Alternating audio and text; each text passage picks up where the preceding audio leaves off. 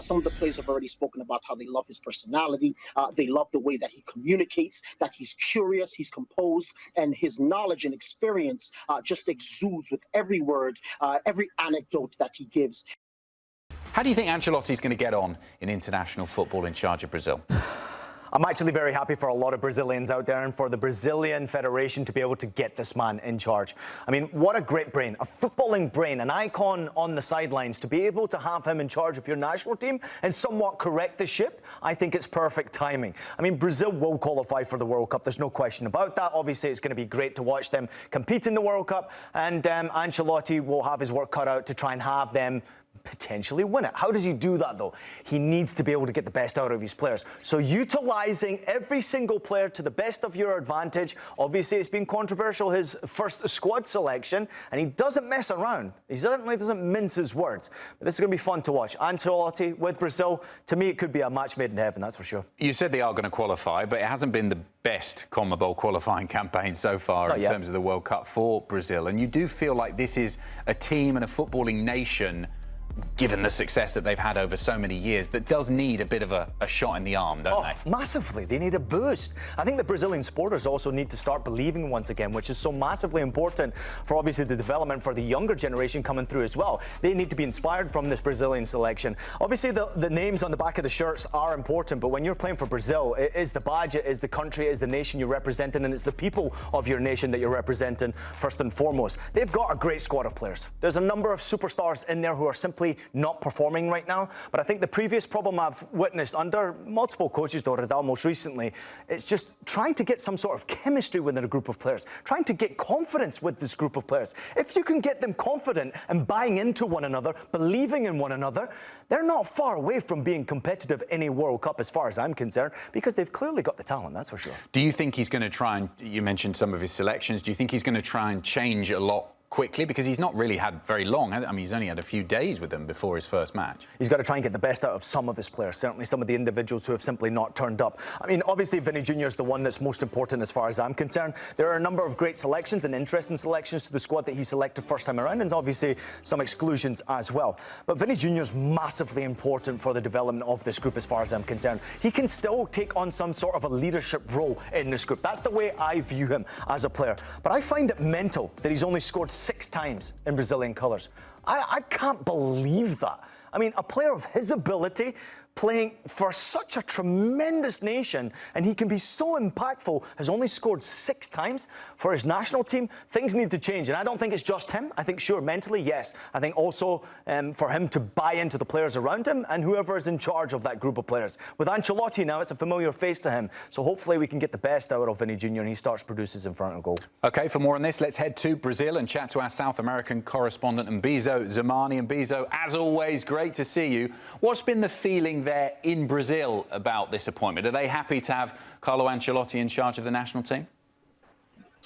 Yeah, absolutely. Everyone's super excited, obviously, to have a manager of his caliber, a player, a guy who's had his kind of experience, not only in Europe, but when you talk about him coaching Brazilian players and understanding the culture of the Brazilian game, he's certainly, out of the European managers that were considered, he's probably the most familiar. And so there's obviously tons and tons of excitement. And that has even drowned out some of the problems that are happening in the background of the CBF. And of course, he is familiar with some of the players in the Seleção. And so we're all just very, very anxious to get it going. We're also very cautious, however. We don't want to get too excited because, we might hit a wall. And if things don't necessarily work out, we don't want to get to a point where people say, if Ancelotti can't save us, then who can?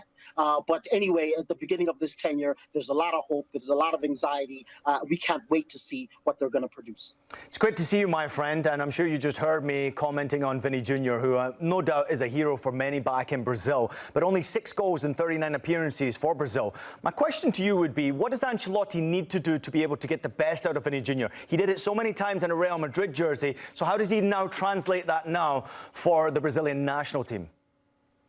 I think Real Madrid is a perfect allegory for Brazil. It's this team that has all these fantastic players, all these talented players, incredibly talented, young as well to a certain degree. And so I think what he needs to do is to focus on the collective. You mentioned it yourself. You used the word chemistry, which I thought was a perfect description of what's lacking from this Brazilian squad. How do we synergize is the other word I would use. How do we synergize these talents for them to get the best out of one another and to get the best out of the team? What is the identity and how can we get all of these players to believe in that project and to move forward? I think a lot of the previous coaches, including Dorival, perhaps had a little bit of trouble getting the players to buy in. I doubt Ancelotti will have that problem. Some of the players have already spoken about how they love his personality.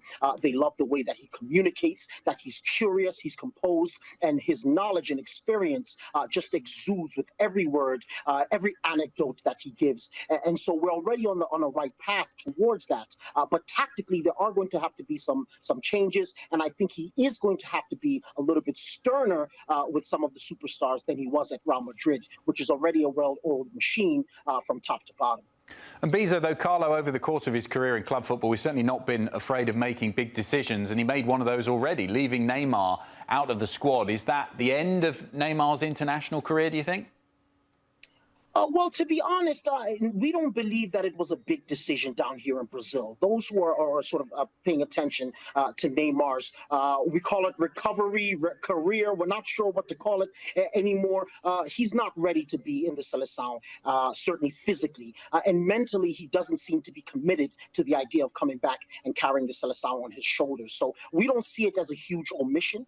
And while we want him to come back, I think what we are all looking towards now is how do we move on from Neymar? Not because he lacks the quality, not because he isn't one of the best players to play the game of all time, but because he just doesn't seem like he's in a moment where he's prepared to do what's necessary to lead this team forward. So is it the end? I can't say, but the omission was 100% correct, and the entirety of Brazil is behind Ancelotti for that decision. I still have a feeling that Neymar's going to play a pivotal role, a massive role in 2026. It's hard not to believe so. Certainly, if he can get back to full fitness, he'll have something to offer. A little bit of fun here. I'm going to go off script here, Mbizo, because I like to do things, and I'm holding a microphone right now. He was asked Carlo Ancelotti about the best Brazilians and some questions about Brazilians that he had obviously coached along his career. They asked who the best was. He said Ronaldo, no doubt about it. They asked who the most professional was. He said Cafu, no question about that as well. He said who was the most fun. Militao makes me laugh a lot, which I thought was a very interesting answer. And then the most humble, Vini Jr, caught me by surprise because to me he seems a little bit further away from being humble. But this was the interesting one, Mbizo. He said, there's only one Brazilian that I have a problem with, and he refused to answer which Brazilian that was. Now, I'm putting you on the spot. Who was that Brazilian that he was talking about? Who do you think that Brazilian? Could it potentially be a Neymar? I don't think it was a Neymar. I don't think he's had a lot of contact with Neymar enough to have a problem with him necessarily. I'm not sure who he could have crossed paths with that he had a problem with.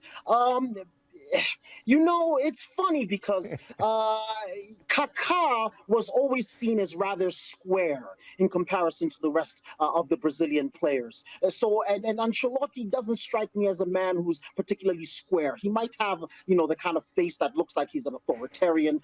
He's a bit of a dictator, but he's actually not. He's actually very flexible, very open-minded, and he loves a little cigar and some champagne after a victory. And Kaká is certainly not that. So maybe he was just saying that, look, some players I don't gel with quite as much. Could be Kaká, but I mean, it's difficult to imagine he would have a problem with such a good professional like Was Kaká. it square? So, look, I have no idea. I like putting him on the spot. Square pegs in round holes, I think they say, Mbizo. Right, that was right, very good. You were dancing on the head of a pin there. That was absolutely fantastic. Mbizo, we'll chat to you soon here on Scoreline.